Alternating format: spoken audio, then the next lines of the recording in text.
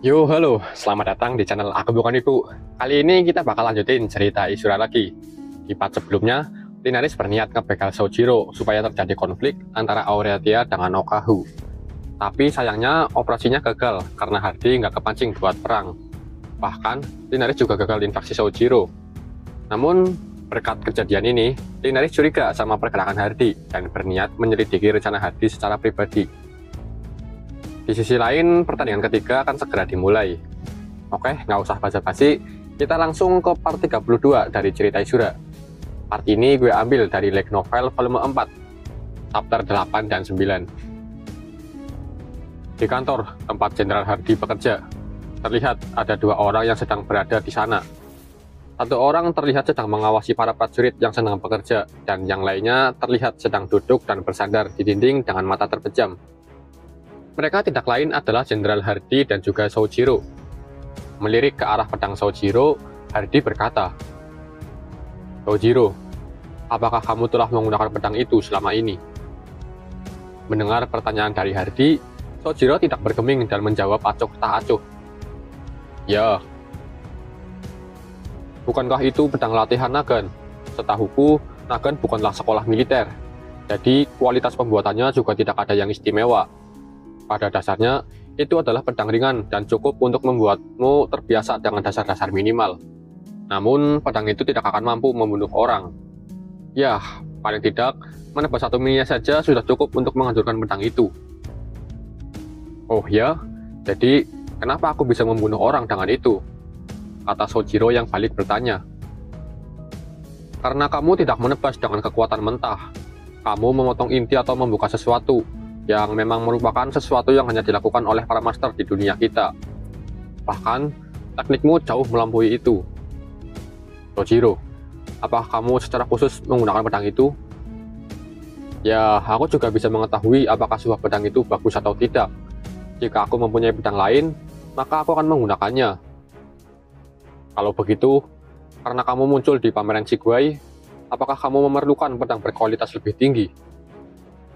Mendengar hal ini, Sojiro menjawab dengan acuh, "Jika kamu tidak memilikinya, maka aku tidak memerlukannya." Beberapa saat kemudian, Hardy mengeluarkan kotak kayu ke depan mejanya. "Aku akan memberimu pedang ajaib." Hardy membuka kotak itu dan mengambil pedang bersarung yang ada di sana. Pedang panjang itu memiliki bilah yang melengkung lembut dengan satu ujung.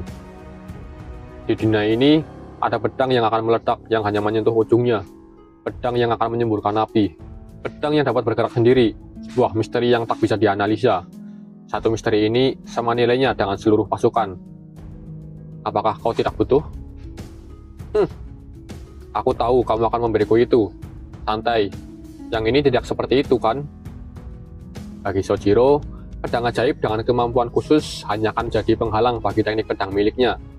Itu sebabnya dia tidak tertarik dengan pedang ajaib. Namun, kali ini cukup berbeda. Hardy dengan santai melempar pedang itu ke Sojiro. Sojiro pun menangkap pedang itu sambil tetap duduk dengan mata terpejam. "Al-Kuzari sepedang berongga," kata Hardy. "Pedang macam apa itu?"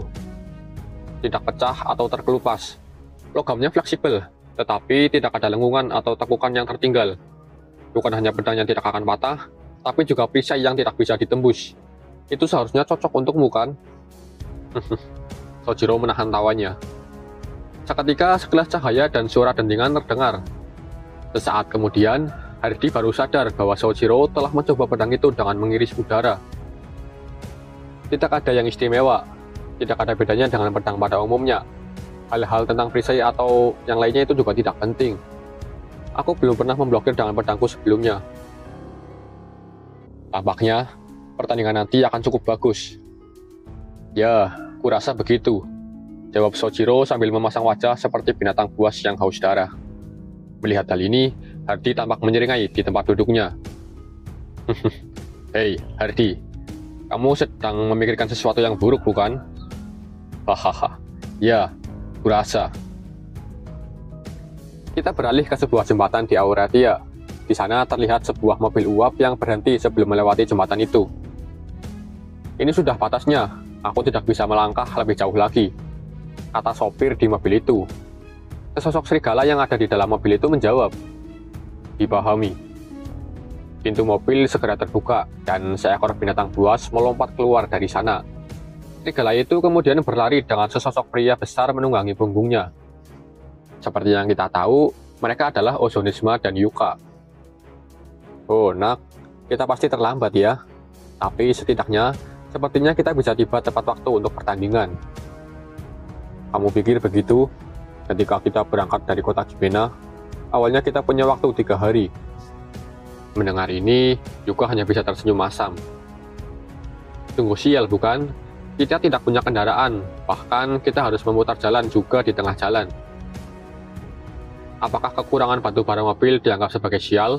Tepatnya, sebelum kita pergi, terjadi penyitaan bahan bakar dalam skala besar, terkonsentrasi sepenuhnya di seluruh kota Gimena. "Ya, maksudku, hal itu kadang terjadi begitu saja ya," kata Yuka dengan tawa kecil. Melihat respon Yuka, Ozonisma sadar bahwa Yuka sebenarnya sudah menyadari bahwa kejadian di sekitar mereka mungkin merupakan bentuk sabotase dari Jenderal Hardy. Beruntungnya, berkat peringatan dari Shigeta Shogi, keberangkatan mereka dipercepat dari jadwal. Jika tidak, kemungkinan Ozonisma tidak akan sempat ke pertandingan dan bisa didiskualifikasi. Sambil berlari dengan cepat, Ozonisma bertanya ke Yuka, "Apakah terlambat untuk meluangkan waktu untuk bertemu dengan seseorang?" "Hahaha, tidak masalah jika kamu mau kalah, Ozonisma. Kita bisa melakukannya dulu jika kamu mau. Tapi tengah hari sudah hampir tiba. Jika kamu tidak langsung menuju pertandingan, kamu mungkin tidak akan sempat." "Baiklah." Berbekal ingatan tentang tata letak kota Auratia dari peta yang dia peroleh dari anak buah Shigeta Shogi sebelumnya, dia menerobos melewati gang kecil supaya sampai lebih cepat. Di sisi lain, Yuka yang menyadari bahwa Ozonisma agak menyesal karena telat ke Auratia, dia mencoba menenangkan Ozonisma dengan berkata, "Kamu sedang membicarakan tusi ajaib, kan? Maaf soal itu. Shinsuda dan aku sebenarnya cukup dekat. Dia mungkin akan membawanya ke kota Gimena jika aku memintanya."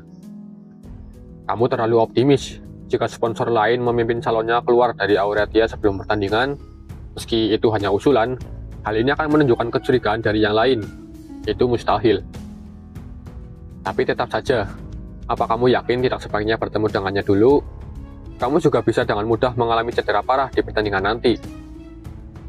"Hehe, kamu tidak akan berkata kalau aku akan mati." Di tengah perbicaraan mereka, Ozonisma tiba-tiba berhenti sesaat. Ia kemudian melompat melalui jendela. Kagum dengan mobilitas Ozonisma, tangan Yuka mencengkeram lebih erat ke punggung Ozonisma. "Ya ampun, mungkin lebih baik berlari sejak awal." "Selama 3 hari penuh," kata Ozonisma sambil menatap Yuka dengan ragu. "Tentu, kamu bisa melakukan itu, kan? Apakah kamu tidak akan sakit punggung?" kata Ozonisma menyindir Yuka. Sesaat kemudian, Ozonisma kembali melanjutkan, "Selain itu, tidak apa-apa jika aku tidak dapat bertemu tusi ajaib saat ini. Tidak peduli jalan apa yang seseorang pilih, itu tidak secara langsung melibatkanku." Mendengar ini, Yuka berkata, "Kamu hampir terdengar seperti kalian adalah teman. Aku berharap dia tidak mengenali aku sama sekali." "Lalu, siapa dia?"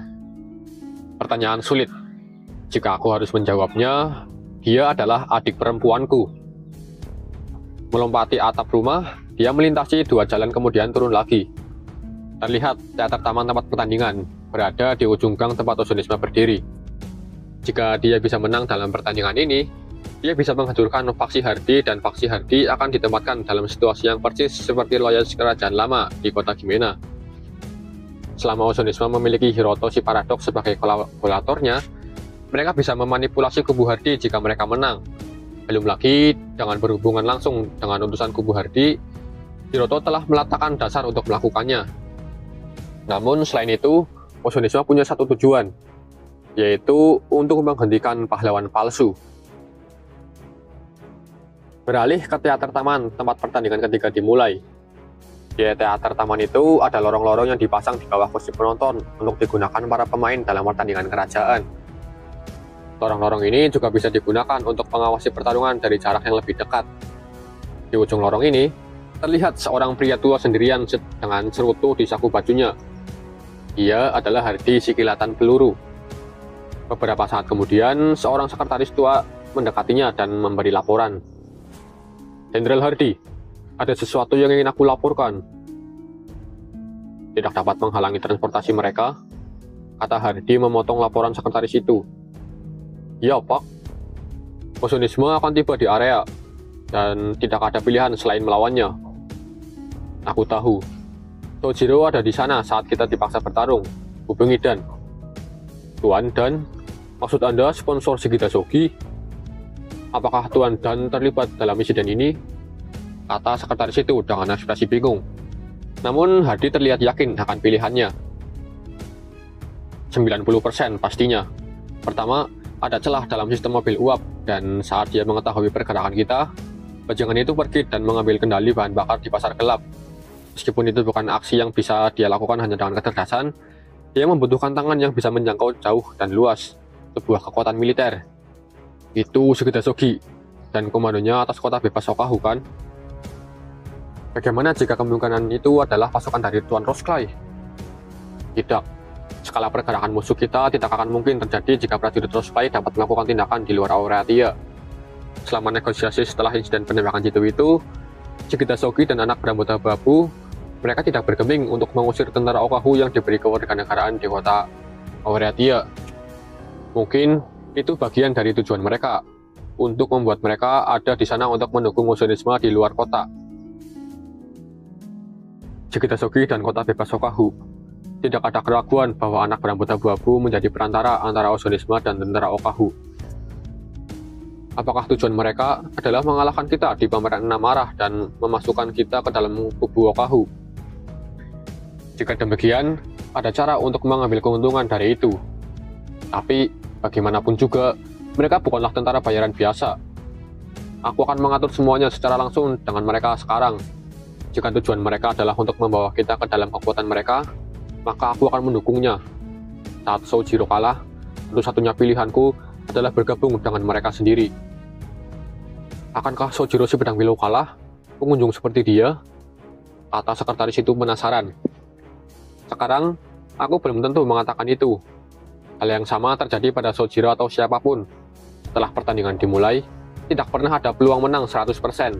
Bahkan, orang yang bertarung pun tidak bisa memprediksi apa yang akan terjadi di medan perang. Itulah mengapa ini tentang mengambil langkah pertama. Saatnya meninggalkan arena. Saya akan segera mengordinasikan pertemuan. Saya yakin sebaiknya Anda ditemani saya secara langsung, Tuan, kata sekretaris itu. Sekarangnya menjadi menarik. Ayo pergi. Hardy berniat keluar dari teater taman, namun saat hampir sampai di ujung koridor, dia berhenti. Sekretarisnya berhenti tak lama kemudian. Di depan mereka terlihat seekor serigala aneh dan juga Jenderal Yuka.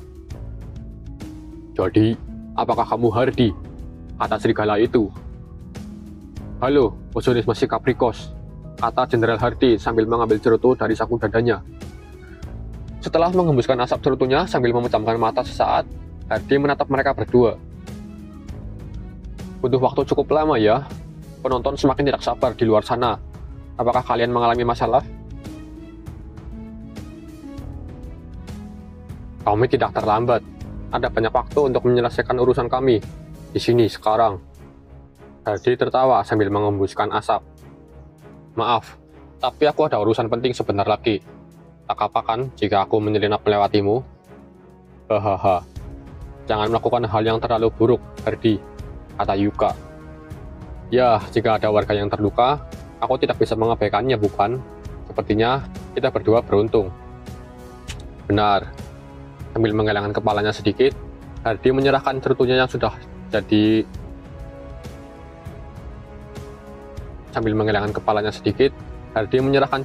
yang sudah jadi kepada penasehatnya.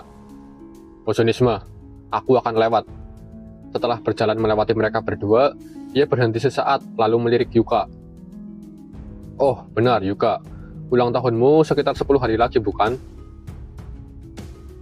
"Setelah kamu menyebutkannya, aku rasa begitu. Sepertinya ingatanku belum tumpul. Biarkan aku melakukan sesuatu untuk kamu rayakan." Hardy kemudian pergi dari teater taman setelah mengatakan itu. Di sisi lain, para kandidat untuk pertandingan ketiga telah berkumpul.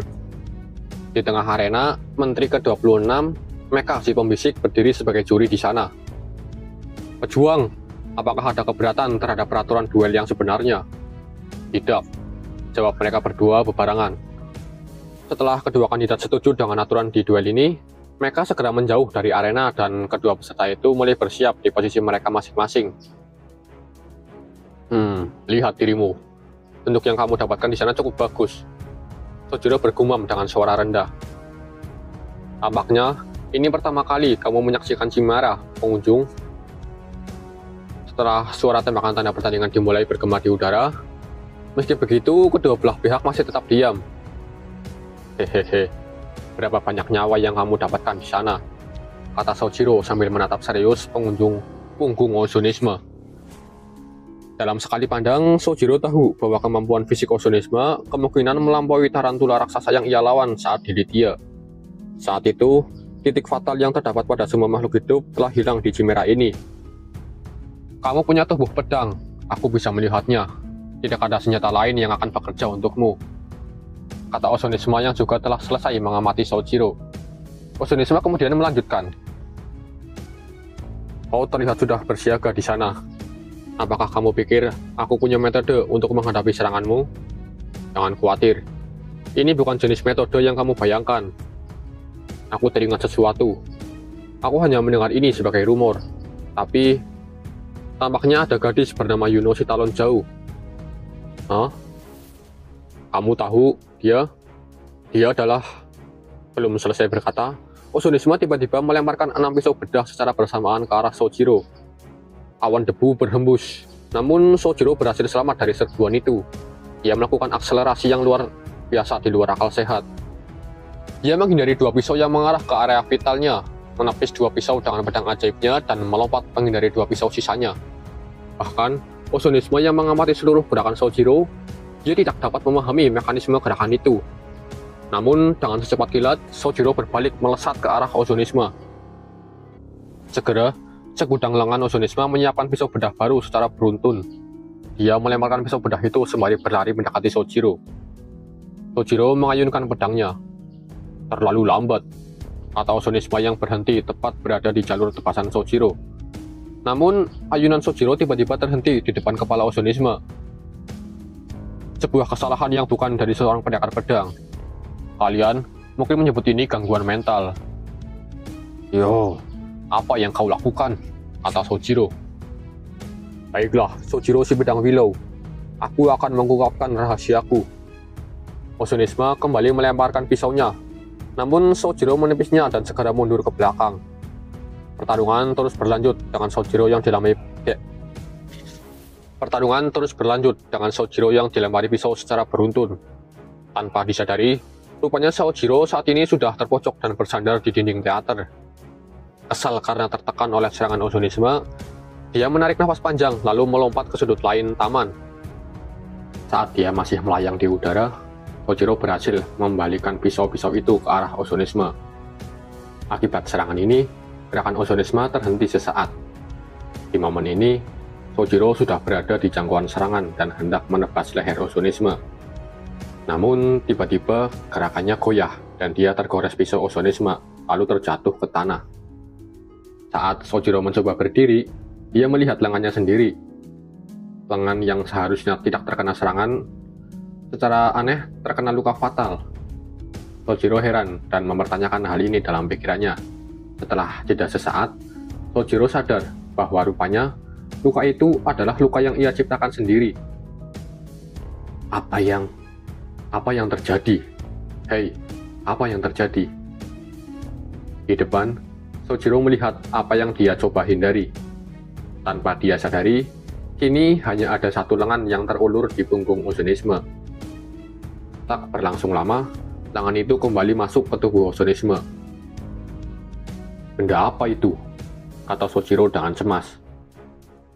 Lengan Raja Iblis, jawab ozonisme. Kita kembali ke masa lalu, tepatnya ke masa saat Sojiro masih di bumi. Di sana terlihat Sojiro yang telah selesai membantai para tentara yang ada di medan perang. Beberapa saat kemudian, terlihat seorang pria yang berjalan memakai kimono dan memanggil Sojiro dari jauh. Dia adalah Hyakuyo Tsukayoshi, orang yang mengaku sebagai penerus terakhir dari ilmu pedang Hyakuyo Shinkageryu. Namun berbeda dengan Sojiro, Tsukayoshi adalah seorang master yang tidak ahli dalam bertarung. Meski begitu, Sojiro tetap mengikutinya karena dia adalah orang pertama yang memberi Sojiro pedang. Kurang dari 2 tahun setelah itu, Tsukayoshi menemui ajalnya. Kembali ke saat ini. Entah kenapa, Sojiro saat ini tidak dapat mengayunkan pedangnya dengan benar. "Berhenti!" teriak Sojiro. Ia menggenggam tangannya yang lain karena tangannya bergerak ingin melukai dirinya sendiri. Keringat mengucur dari seluruh tubuh Sojiro. Keringat emosional. Tanganmu berkeringat. Ozonisme hanya menatap Sojiro dan tidak bergeming. Beberapa saat kemudian, Ozonisme melesat mendekati Sojiro. Dengan teriakan penuh emosi, Sojiro memaksa tubuhnya untuk bergerak. Dia pun melesat dan berhasil menghindar lewat sela-sela kaki Ozonisme. Dari posisi ini, Sojiro melakukan tebasan dan tubuh Ozonisme terbelah menjadi 2. Namun, Sojiro sadar kalau serangannya tidak mengenai Ozonisme. Secara cepat, Ozonisme langsung mengamputasi tubuhnya menjadi 2 bagian. Tubuh bagian depan Ozonisme bersiap menyerang Sojiro. Namun sebelum itu terjadi, Sojiro refleks melihat ke belakang. Terlihat tubuh belakang Ozonisme sedang mendekat ke arah Sojiro. Sojiro langsung menendang lengan Ozonisme dan melompat menjauh. Namun tubuh depan Ozonisme sudah menanti Sojiro di titik jatuhnya. Saat Sojiro mengangkat pedangnya, bilah pedangnya tersangkut di gigi Ozonisme. Sojiro pun dipaksa melepaskan pedangnya. Tidak selesai di situ, beberapa lengan dengan pisau bedah terbang melesat ke arah Sojiro. Mutodori. Sojiro mencuri pisau bedah dari salah satu lengan itu dan menepis serangan yang lainnya. Di sisi lain, Ozonisme kembali menyatukan tubuhnya yang terbelah dan segera melempar pisau-pisaunya ke arah Sojiro. Sojiro pun menangkis semua pisau yang melesat ke arahnya. Namun, setelah ia berhasil menangkis semua serangan Ozonisme, tanpa dia sadari, rupanya kaki kanannya telah terpotong. Orang yang memotong paha kanannya tidak lain adalah dirinya sendiri. Darah mengucur dari kakinya yang terputus. Di momen saat dirinya benar-benar telah terpojok, dia menatap tajam Ozonisme. "Aku melihatnya. Aku melihat hidupmu," kata Sojiro. Sojiro kemudian berpikir dengan pikiran berkabut. Tekanan darahnya turun, fungsi motoriknya memburuk, dan dia menjadi lebih lelah dibandingkan sebelumnya selama pertandingan ketiga ini. Sojiro kini mengacungkan pisau bedah ke Ozonisme. "Kau berani juga," kata Ozonisme, yang kemudian berlari ke arah Sojiro. Saat dia berlari, kepalanya terbelah dan sebuah lengan putih halus terlihat di sana. Dengan pisau bedah di tangannya, Sojiro terpaku dan tidak bisa bergerak. Sesaat kemudian, Sojiro akhirnya menyadari bahwa dia tidak merasakan pisau bedah di tangannya. Saat Ozonisme sudah berada di depan Sojiro dengan tangan Raja Iblis yang terulur dari kepalanya, Ozonisme tiba-tiba mengerang. Jari putih Raja Iblis tertekuk beberapa detik sebelum menyentuh Sojiro dan melesat dari sasarannya. "Apa? Kamu?" Ozonisme melihat kelainan pada lengan Raja Iblis. Sebuah pisau bedah menembus sikunya. "Lenganku!" teriak Ozonisme. Beberapa saat kemudian, pisau bedah yang berbeda dengan putaran memutar daging lengan Raja Iblis. Lengan cantik itu tercabik-cabik tanpa ampun, terpisah dari tubuh Ozonisme dan terbang ke udara. Lebih dari 7 pisau bedah telah menghujani lengan itu dari langit. Wah, lenganku! Tidak mungkin. Kau menghentikan mereka. Di saat itu, kamu meluncurkan pisaunya ke udara. Sojiro tidak memiliki kemungkinan yang tersedia untuk melawan lengan Raja Iblis. Dalam hal ini, dengan intuisi tempurnya yang sangat kuat, Sojiro yakin bahwa Chimera itu akan memilih metode serangan ini. Itu sebabnya Sojiro mengatur arah lintasan pisau-pisau bedah yang ia tangkis supaya jatuh di waktu dan saat yang tepat saat Ozonisma menyerang. Sojiro kemudian meraih pisau bedah yang telah memotong lengan Raja Iblis di udara. Hanya kematian yang tidak disengaja yang dapat kulakukan. Kematian yang tidak disengaja untuk membunuh makhluk itu selamanya, teriak Sojiro. Wah, wah. Ozonisma merentangkan banyak tangannya. Dalam sekejap, mereka berdua saling beradu pedang. Meski dengan kakinya yang tersisa satu, Sojiro yang merupakan master ahli pedang mampu memakai pisau bedah yang ia curi untuk memberikan luka fatal ke beberapa organ vital Ozonisma. Sesaat kemudian, pisau bedah tipis itu pecah di tangan Sojiro. Namun, karena bulu dan otot Ozonisma yang sekeras baja, belum lagi akibat dari teror dan kelelahan yang Sojiro terima selama pertempuran, Ozonisma masih bisa bertahan hingga pisau yang dipakai Sojiro hancur. Setelah itu, Ozonisma terlihat berjalan ke suatu tempat dan mengabaikan Sojiro. Ia terlihat menampar sesuatu sambil mengerang ketakutan. Di sisi lain, Sojiro yang terjatuh di tanah hanya mengamati gerakan Chimera itu. Ozonisma mengabaikan Sojiro dan terus fokus menghancurkan lengan Raja Iblis yang terputus.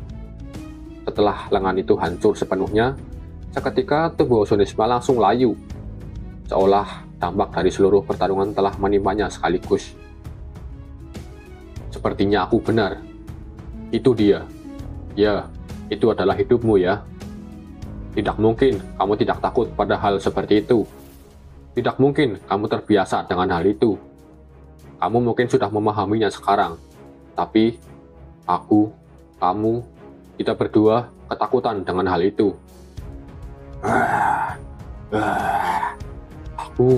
Aku, teriak Ozonisma dengan gemetar. Kamu akan mati karena bunuh diri, bukan? Kamu berjuang untuk mencoba membuat dirimu terbunuh. Tidak, aku akan membunuh pahlawan palsu. Itulah satu-satunya caraku untuk penebusan. Itulah adalah keinginanku sendiri. Bukan itu, maaf, Oluk. Ozonisma bergumam penuh penyesalan. Ia baru menyadari bahwa tindakannya selama ini dipengaruhi oleh lengan Raja Iblis. Mendengar gumaman itu, Sojiro berkata, "Aku tidak peduli tentang apapun yang sedang kamu lakukan. Kamu dengar?" Sojiro mengulurkan pisau bedah yang rusak di depannya. "Aku hanya ingin bersenang-senang, paham?" Aku. Ozonisma gemetar karena ketakutan yang akhirnya dia sadari. Nyaris tidak bisa mengeluarkan kata-katanya. Aku menyerah. Wah, kemenangan adalah milikmu, Sojiro. Usai pertandingan, Ozonisma dibawa ke gerbong besar khusus untuk Bestfolk.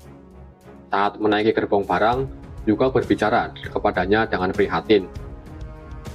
"Apakah kamu baik-baik saja? Lukamu kelihatannya parah. Tapi, apakah menurutmu lukamu akan bertahan sampai dokter tiba di sini?" "Aku seorang dokter. Luka fisik tidak perlu khawatir soal itu." "Benar juga. Aku hanya berpikir aku akan mendengarkan kata-kata terakhirmu jika sepertinya sudah terlambat bagimu." Diam untuk sesaat, Ozonisma kemudian bertanya ke Yuka. "Yuka, apakah aku mencoba mati?" Aku tidak begitu mengerti. Tapi, kamu berjuang keras, Ozonisma."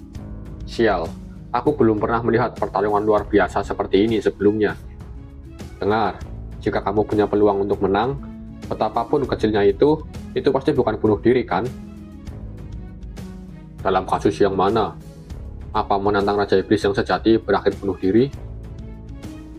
Percakapan mengarah ke arah yang sangat aneh, kata Yuka dengan tersenyum canggung. Ozonisma berbicara ketika kelelahannya yang mendalam membuatnya hampir tertidur. Sojiro bilang itu adalah kematian yang tidak disengaja, bahwa itulah satu-satunya cara untuk mengalahkan teror itu. Ya, itu memang satu-satunya cara yang masuk akal. Kenapa Raja Iblis tiba-tiba mati? Tentu saja, siapapun yang berhasil melewati pameran Sigwai akan dinyatakan sebagai pahlawan.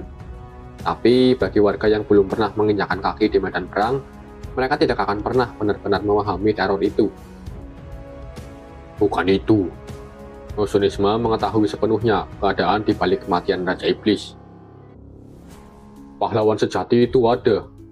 Benar, ada seseorang di tanah ini yang mengalahkan Raja Iblis. Aku ingin mengatakan.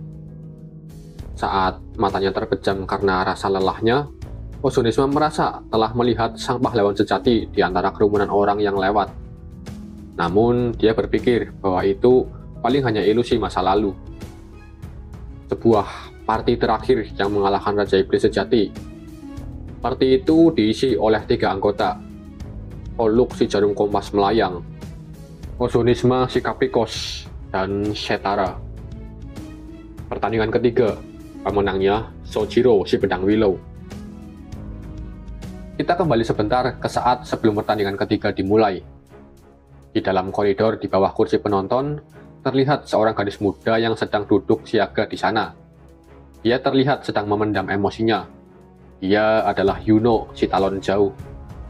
Yuno ditugaskan untuk mencatat kondisi iklim dan keadaan penonton di sana.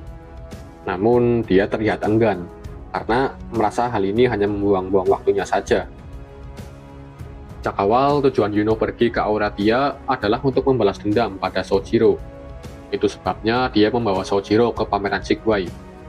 Belum lagi, dia juga punya target balas dendam baru, yaitu Kyazuno si Poros.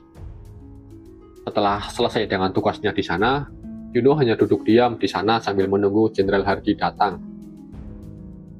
Setelah waktu berlalu cukup lama, Jenderal Hardy tak kunjung datang. Yuno pun merasa ada hal yang aneh. Dia kemudian menghentikan salah satu tentara patroli dan bertanya kepada mereka. "Permisi, saya asisten sekretaris jenderal ke-27, Yuno. Apakah Anda tahu di mana Jenderal Hardy berada?" "Oh, Tuan Hardy." Prajurit itu menjawab dengan pandangan yang sama merenungnya. Dia tampaknya telah meninggalkan teater taman sebelum pertandingan dimulai. Mungkin dia ada urusan mendesak yang harus ditangani. Apa? Yuno agak kaget mendengar ini. Ia kemudian memikirkan hal apa yang membuat Jenderal Hardy sampai meninggalkan pertandingan yang penting seperti ini. Setelah berpikir matang-matang, Yuno berdiri dari kursinya. "Maaf." Yuno meletakkan kertas laporannya di kursi, lalu berjalan menelusuri koridor. Sebelum dia menyadarinya, dia telah mencapai bagian terdalam dari jaring koridor yang kompleks. Langkahnya terhenti karena melihat seorang gadis muda yang hampir seusia Yuno. Gadis itu muncul dari luar pintu di depannya. Gadis itu diam di sana dan menatap Yuno dengan mata emasnya. Di sisi lain, Yuno terpukau dengan kecantikan gadis itu hingga dadanya terasa sesak. Saat Yuno hendak berbicara, tangannya segera menutup mulutnya karena melihat hal yang ada di belakang gadis itu. Dari balik pintu itu, terlihat seorang prajurit duduk bersandar di dinding. Mereka tidak sadarkan diri, atau mungkin mati. Yuno baru sadar bahwa para penjaga di area ini telah menghilang. Selain itu, Yuno menyadari bahwa gadis di depannya ini adalah musuh Hardy dan juga Sojiro. "Kamu..." Belum selesai berkata, seorang penjaga datang dari belakang Yuno. "Hei, ada seseorang di sana. Siapa kamu? Beri aku namamu." Berpikir sesaat, Yuno berbalik ke arah prajurit itu. "Aku Yuno si talon jauh. Maafkan aku. Dia adalah temanku. Dia adalah temanku. Kursi penonton semuanya penuh. Jadi kami datang untuk menanyakan apakah mungkin untuk menonton pertandingan dari lorong para pemain. Apakah Anda tahu di mana Jenderal Hardy berada?" Talon jauh, Sekretaris Jenderal Hardy. "Orang luar tidak diperbolehkan berada di dalam lokasi. Jenderal Hardy juga sudah pergi. Di mana penjaga yang ditempatkan di sini? Apakah temanmu itu punya identitas?" Mendengar tanggapan ini, Yuno tidak punya alasan lagi untuk mengeles dan hanya memejamkan mata. Belum lagi, dia juga heran kenapa dirinya mau melindungi gadis ini. Padahal dengan melindungi gadis ini sekarang, dia bisa diadili karena dicurigai sebagai mata-mata. "Mohon tunggu, Tuan," gadis muda itu berbicara. Ia meraih tangan prajurit itu dan menunjukkan segel kecil padanya. "Saya memiliki izin saya di sini." Prajurit itu kemudian mengecek segel kecil yang gadis itu berikan. "Saya sudah memastikan otoritas Anda yang valid," kata prajurit itu. "Maafkan saya atas masalah ini. Ayo kita berangkat." Tangan gadis itu menarik tangan Yuno. Yuno yang heran melihat prajurit tadi yang percaya dengan omong kosong dari gadis itu hanya mengikuti gadis itu dengan ekspresi bingung. Setelah menaiki tangga dan menuju permukaan, Yuno yang masih ditarik gadis itu bertanya, "Eto, siapa kamu?" Gadis muda itu mengalihkan pandangannya dengan nada meminta maaf dan berbicara dengan suara tipis. "Terima kasih, Anda mencoba yang terbaik untuk membantu saya." "Tidak apa-apa. Kamu musuh Jenderal Hardy dan Sojiro, bukan?" Linaris hanya terdiam. "Jika sulit menjawabnya, lupakan saja. Aku Yuno si Talon Jauh. Kamu?" "Saya mohon maaf. Saya berhutang budi padamu. Namun saya gagal memperkenalkan diri terlebih dahulu. Saya pelayan bayangan.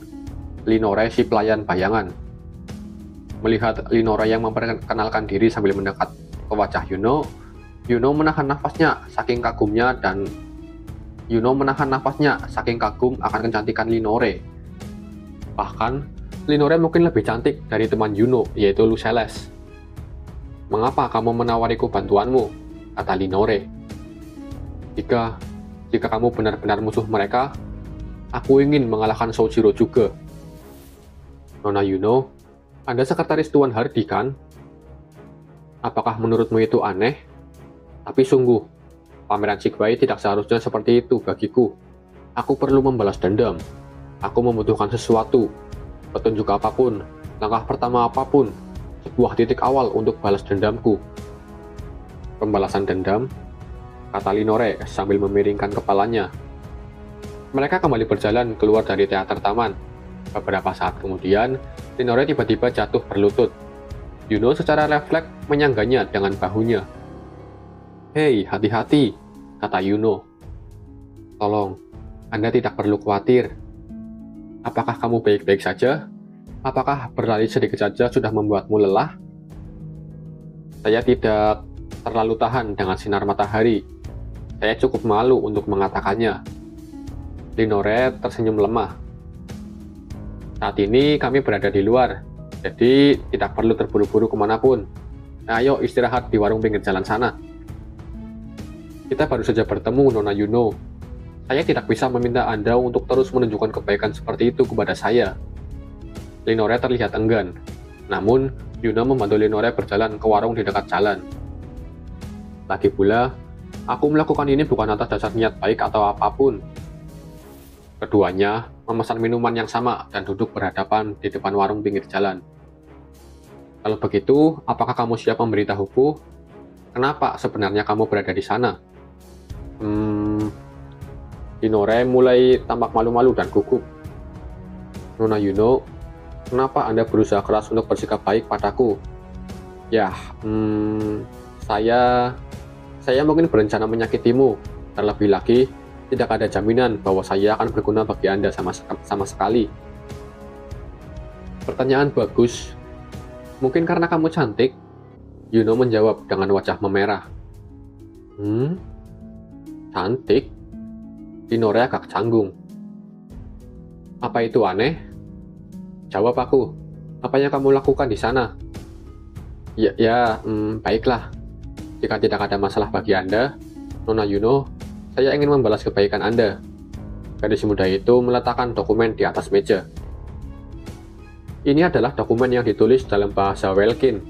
Dengan komunikasi tertulis, bawahan tidak akan bisa menguraikannya, dan bahkan jika orang yang menulisnya tidak ada di sana untuk bertukar pesan secara langsung, masih mungkin untuk mengkonfirmasi penulis aslinya melalui tulisan tangannya." Ini mungkin cara Tuan Hardy atau seseorang dengan posisi tinggi serupa menggunakan tentara untuk menyampaikan informasi penting. Melihat dokumen itu, Yuno mencoba membaca informasi yang ada di sana. Melihat Yuno yang mampu membaca tulisan itu, Linore cukup terkejut, lantaran hanya sedikit orang yang bisa melakukan baca tulis di dunia itu. Bahkan Linore sendiri hanya mampu membaca beberapa bahasa saja. Anda dapat menguraikan apa yang tertulis di dalamnya? Maksudku, ya, bagaimanapun juga, aku adalah seorang sarjana Nagan. Untungnya, aku kebetulan tahu bahasa Welkin. Tapi kata-katanya sebenarnya tertulis di halaman itu. Itu semua adalah kode militer dari atas ke bawah. Jadi, aku masih belum begitu memahaminya. Dalam hal itu, Linore mendekatkan wajahnya dan mengintip dokumen bersama Yuno. Bisakah kamu membacakannya untukku?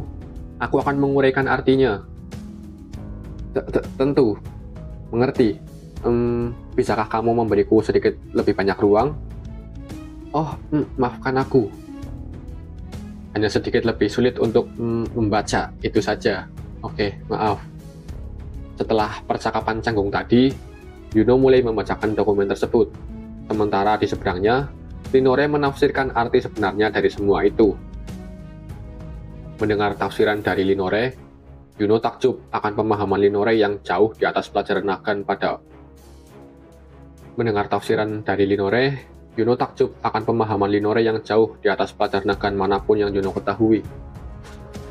Dengan kata lain, ini adalah memang, Nona Yuno, jika kebetulan Anda bermaksud mengungkap rahasia Tuan Hardy, rencana ini terlalu berbahaya bagimu untuk terlibat di dalamnya. Perencanaan yang cermat dari siapapun yang memikirkan hal ini. Sungguh sulit dipercaya. Linore meraih kedua tangan Yuno. Terima kasih banyak, Nona Yuno. Aku berjanji, apapun yang terjadi, aku akan membalas budi ini dengan cara yang sama. Oke, mungkin itu aja untuk part kali ini. Di part selanjutnya, kita bakal lihat kehidupan Kia di Aureatia dan keseharian Tu si ajaib di kediaman Flynn Suda. Oke, thanks buat yang udah nonton sampai akhir dan see you di next video.